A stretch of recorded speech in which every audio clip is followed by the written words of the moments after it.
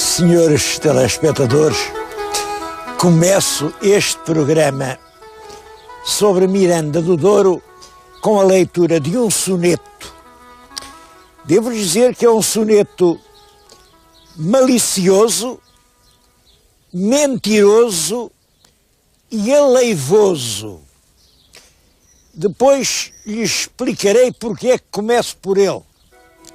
É uma descrição de Miranda. Muralhas e paço derribados, 400 vizinhos, 1000 prejuros, 20 infanções e 300 vilões puros, um castelo sem tiros nem soldados, julgadores de El Rei, 3 desterrados, vistas de arredores, penhascos duros, sem fontes nem jardins dentro dos muros, uma alfândega que é uma casa de malvados, um seco rio que horto nenhum rega, a barca só por guincho se governa, uma câmara que às avessas manda, invernos regelados, fome eterna, verão de Etiópia ou de Finlândia. Eis aí a cidade de Miranda. Este soneto, anónimo, foi publicado no século XVIII e pretende que é um retrato de Miranda. O que acontece é que um grande sábio, o famoso Dr. José Leite Vasconcelos, que merece grande crédito, lembrou-se de dizer que com certeza o autor deste soneto era nem mais nem menos que o bispo de Miranda, Dom Aleixo de Miranda Henriques.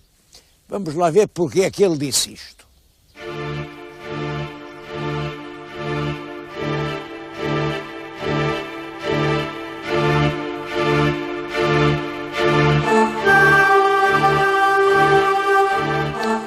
O bispo Dom Aleixo é uma das criaturas mais malsinadas, ainda hoje mais malditas da história de Miranda.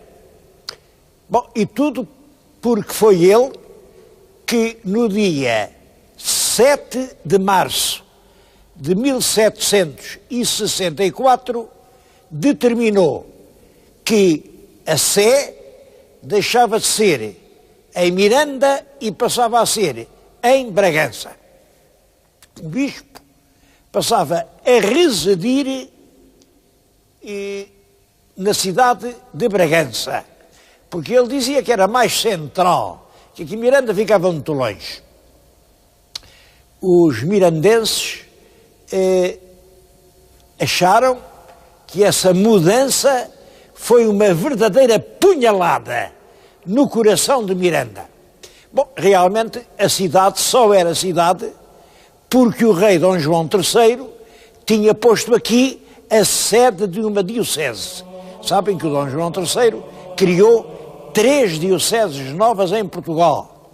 A diocese de Leiria, que foi desmantelada da de Coimbra, a diocese de Porto Alegre, que foi desmantelada da Guarda, e a diocese de Miranda, que foi desmantelada da de Braga, porque realmente de Braga aqui era muitíssimo longe, os bispos de Braga não podiam vir até cá e portanto fez esta diocese.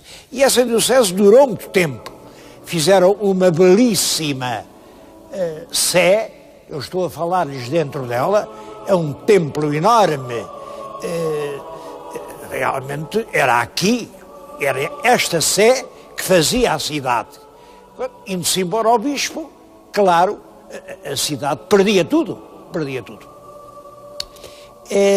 Eu estou agora a falar-lhes diante de uma pedra, que é uma pedra que devia servir de campa do bispo, e que tem as armas do bispo, Dom Aleixo, e diz aqui sepultura de Dom Aleixo, E depois o que diz a seguir é um bocado estranho. Diz assim: Sepultura do Aleixo, indigníssimo bispo de Miranda, da ordem dos pregadores, filho também indigníssimo, por sua alma uma Ave Maria. E depois aqui 1764. E quem é que escreveu isto? Então era, é claro, nasceu logo uma lenda. Ele deixou cá a pedra, mas aqui o epitáfio ficou em branco. E como ele era realmente indigníssimo, porque se foi embora, os habitantes da cidade puseram-lhe este epitáfio injurioso, a chamar-lhe 2 vezes indigníssimo. Bom, é claro que isso não pode ser, porque quem mandava na Sé continuava a ser ele, portanto, era ele próprio que se chamava assim indigníssimo. O que se pode dizer é que é uma redação muito pobre. Até ele não sabia dizer senão indigníssimo, indigníssimo bispo, também indigníssimo filho. É muita modéstia, mas não revela uma grande riqueza de espírito. A Sé, ainda hoje, é um monumento que vale a pena admirar.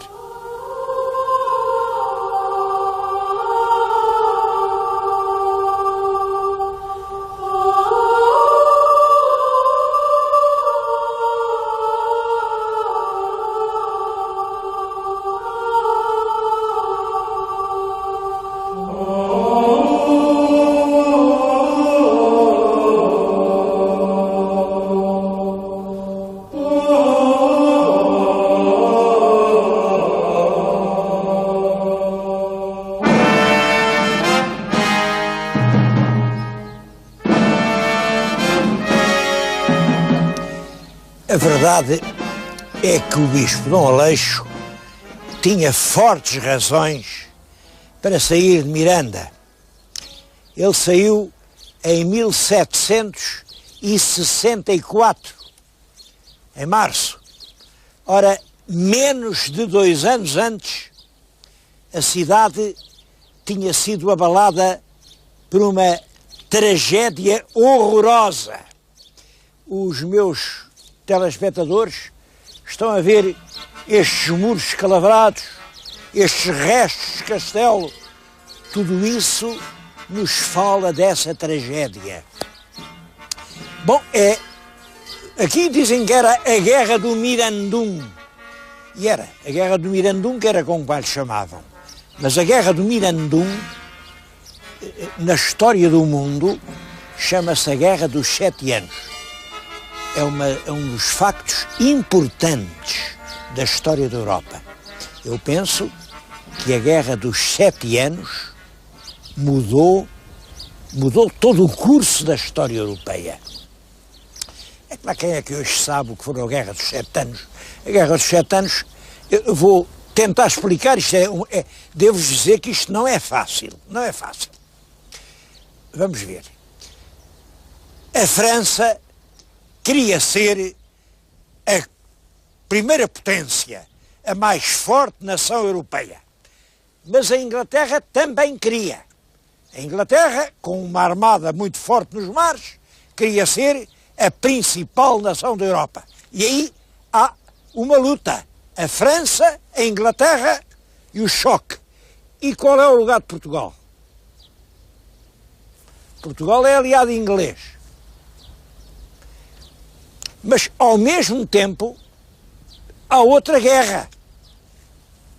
A Áustria, é o Império Austríaco, é o tempo da Imperatriz Maria Teresa, está em guerra com a Prússia poderosa, militar, do Frederico II. A Imperatriz Maria Teresa quer recuperar a sua província da Silésia, que o Frederico II lhe arrebatou. E há a guerra austro-prussiana. Ora bem, a Áustria faz-se aliada da França. A Prússia faz-se aliada da Inglaterra. E são 2 guerras ao mesmo tempo. Por outro lado, nessa altura, a Inglaterra, ao lutar contra a França, não luta aqui na Europa. Vai lutar na América, onde a França tinha praticamente tomado conta lá da América, sobretudo o Canadá. Os ingleses ficaram com o Canadá. Na Índia, a França tinha tomado conta da Índia. Os ingleses ficaram com a Índia. Na África, meia África pertencia à França. Os ingleses ficaram com meia África. E quando os franceses estão aflitos, são batidos em toda a parte, pedem realmente aos soberanos da família Bourbon, ajudem-nos, ajudem-nos. Mas o rei de Portugal era Bourbon, ele era Bourbon pelo lado da mulher. Como é que os havia de ajudar se a gente era aliado da Inglaterra? Então, os espanhóis disseram, então não ajudam, a gente invade Portugal. Há até um aspecto que eu acho engraçado.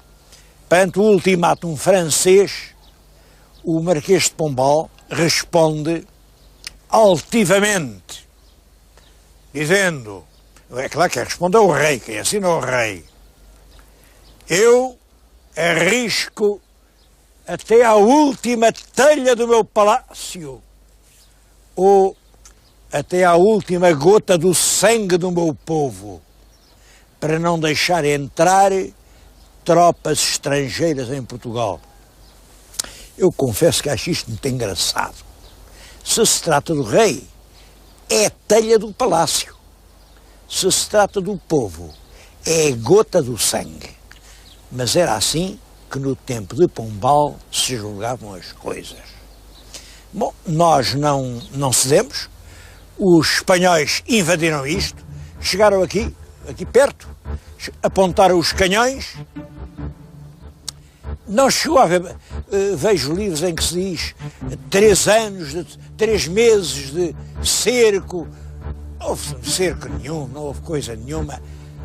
Os exércitos espanhóis chegaram de manhã com um regimento de cavalaria, andaram aí à volta, houve uns tiros, bum, bum, bum.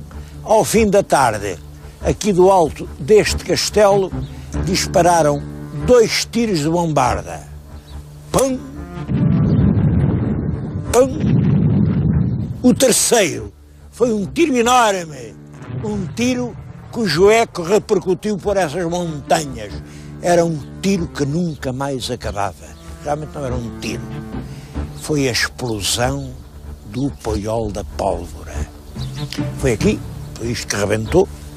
Isto estava cheio de gente, soldados, pobres camponeses que se tinham refugiado aqui, cheios de medo, estava aqui tudo de gente.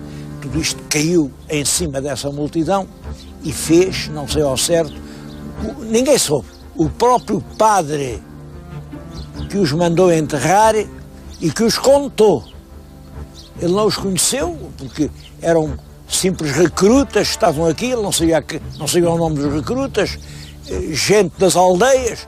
Ele mandou fazer uma grande vala à pressa, deu ordem aos vivos para enterrarem os mortos. Diz ele, ou eram 350 ou 400. Bom, as muralhas ficaram com grandes fendas e a cidade de Miranda, que era um dos pilares mais fortes da resistência portuguesa, teve de que se render.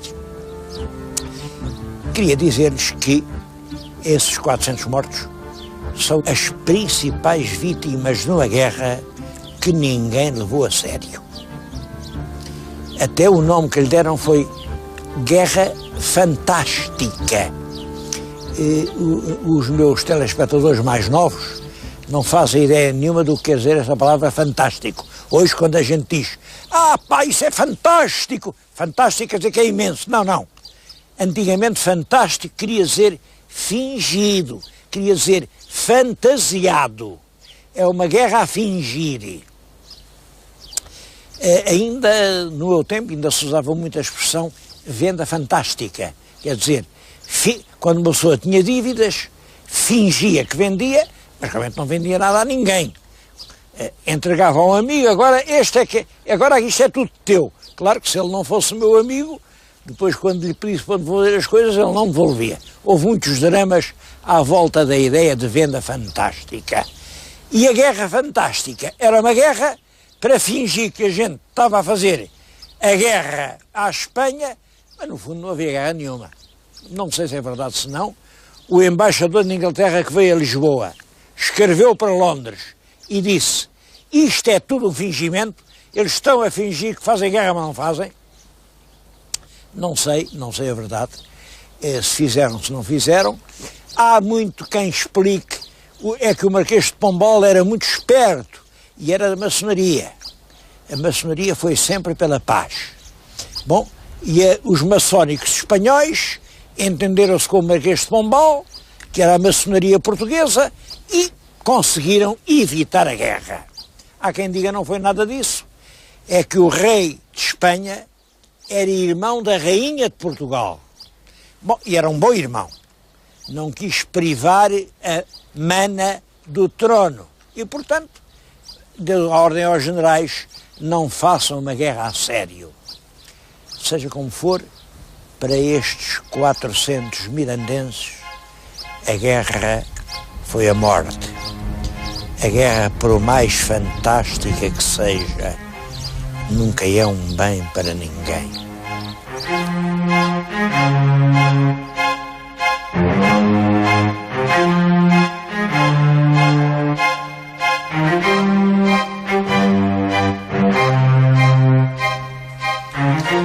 A cidade criada pelo rei Dom João III em 1545 conheceu então um período sombrio.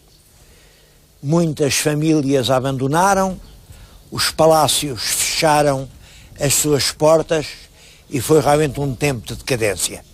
Bom, as pessoas dizem, claro, a culpa foi do bispo que fugiu. Outros dizem, não, a culpa foi dos espanhóis.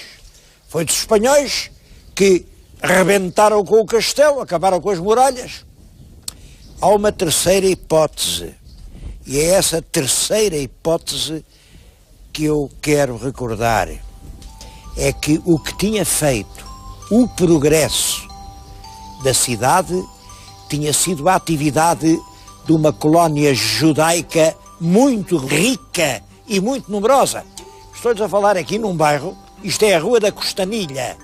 É uma rua que era inteiramente povoada por judeus. Aliás, estou a falar no sítio em que a Rua da Costanilha cruza com a Rua Nova. A Rua Nova é também uma rua inteiramente feita por judeus. Claro, com as perseguições que começaram a fazer aos judeus, eles foram obrigados a expatriar-se, as suas atividades declinaram e creio que foi essa a verdadeira razão da decadência da cidade.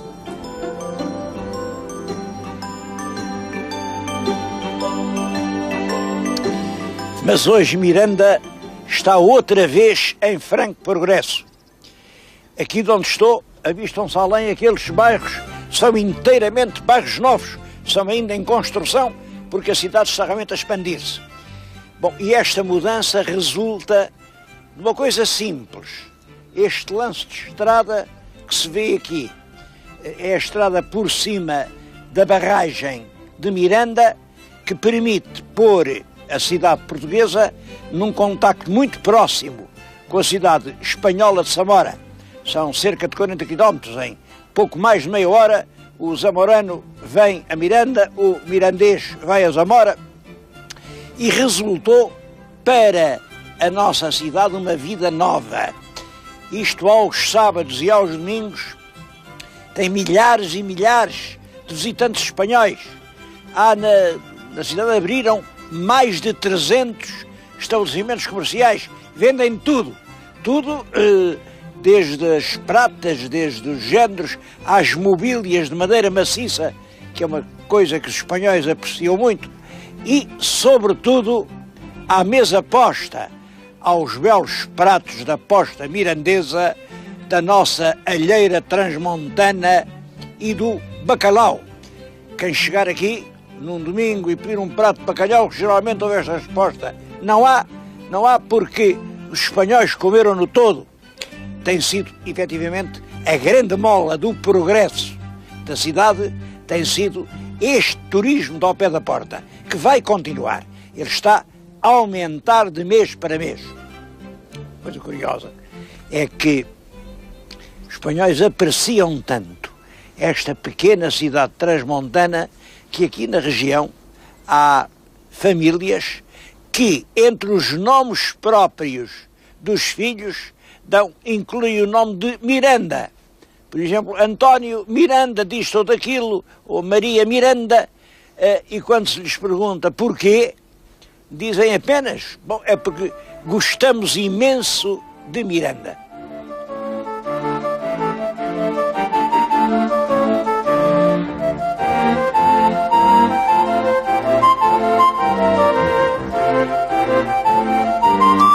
O progresso não destruiu aqui em Miranda este caráter de cidade antiga, é mesmo uma cidade monumental.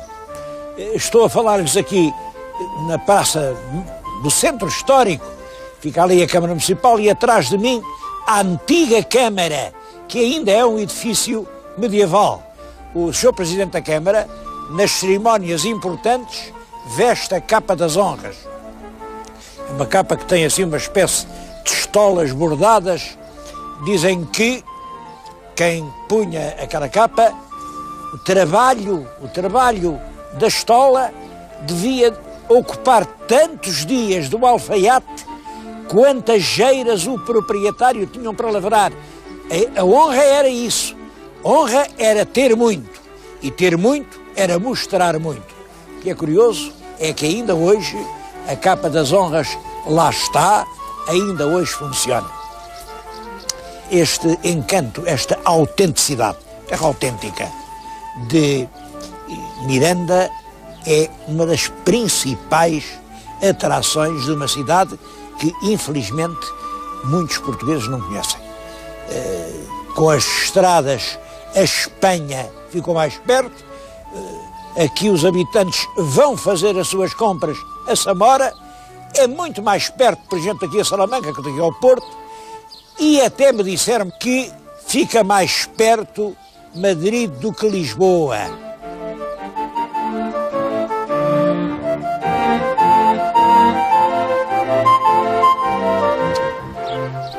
A Espanha fica cada vez mais perto, mas Portugal não.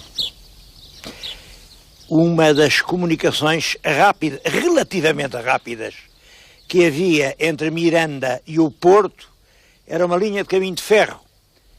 Começava aqui, isto é a estação de Miranda, duas igrejas, e ia até ao Porto. Bom, agora desativaram a linha, arrancaram os carris e acontece isto. A Câmara Municipal de Miranda pediu por várias formas à CP que permitisse que os edifícios das antigas estações fossem utilizados para fins culturais, fins coletivos, fins de agremiações recreativas, enfim, para poderem ser mantidos e não caírem em ruínas. Dizem-me que nem sequer conseguiram que se respondesse. Em alguns casos, os edifícios foram ocupados por elementos de etnia cigana. Devo dizer que eu não tenho nada senão simpatia para com os ciganos. E também não tenho nada senão simpatia para com os nossos caminhos de ferro. Mas há aqui qualquer coisa que não está bem.